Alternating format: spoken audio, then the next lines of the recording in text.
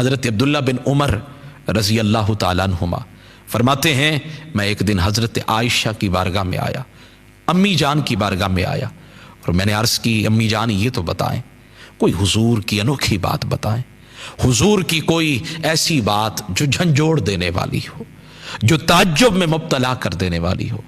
حضرت عائشہ رضی اللہ تعالیٰ عنہ رو پڑی اور بے پناہ روئی۔ حضرت عبداللہ بن عمر کہتے ہیں پھر کافی وقت تک حضرت عائشہ رضی اللہ عنہا کو ہچکی بن گئی، آنسو بہاتی رہی، اور پھر کافی دیر گزرنے کے بعد پھر رو کر فرمانے لگی حضور کی تو ہر بات ہی عجیب ہے، حضور کی ہر بات ہی جھنجھوڑ دینے والی ہے۔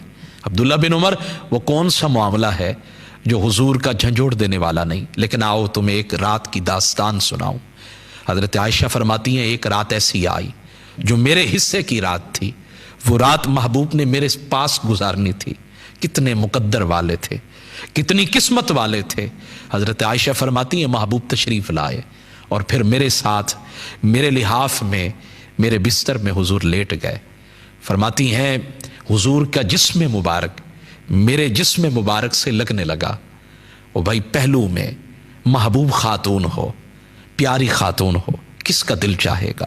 لیکن رحمت کائنات صلی اللہ علیہ وآلہ وسلم کے غلاموں، حضرت عائشہ فرماتی ہیں جب حضور کا جسم مبارک میرے جسم سے لگنے لگا نا تو حضور نے وہ جملہ بولا جس کو پڑھ کر میری بھی حالت غیر ہو گئی، میری کیفیات عجیب ہو گئی، حیرت کی انتہا نہ رہی۔ ساری کائنات کے مالک، ساری کائنات کے سردار نبی فرمانے لگے اتأذن لی، اے عائشہ یہ تمہاری حصے کی رات ہے، حق تو یہی بنتا ہے کہ یہ رات تمہارے ساتھ گزاروں، تمہارے حقوق ادا کروں، لیکن عائشہ اگر تم اجازت دو تو میں اپنے رب کی عبادت کر لوں۔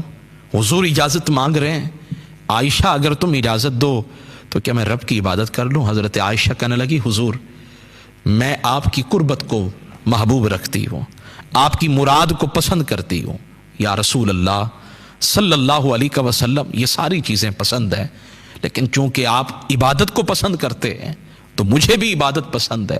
حضرت عائشہ فرماتی ہیں پھر محبوب کھڑے ہوئے، سرور کائنات کھڑے ہوئے، آپ نے وضو فرمایا اور پھر نماز کا آغاز کیا۔ محبوب کی نماز ہے، فرماتی ہیں جب نماز کا آغاز ہوا نا حضور نے قرآن پڑھا اور پھر بے پناہ روئے، اتنے روئے کہ داڑھی مبارک آنسو سے تر ہو گئی، اور پھر داڑھی مبارک سے آنسو نکل کر سینے مبارک پہ گرنے لگے، سینے مبارک کا یہ حصہ بھی آنسو سے تر ہو گیا، اور پھر بھی حضور روئے، بے پناہ روئے۔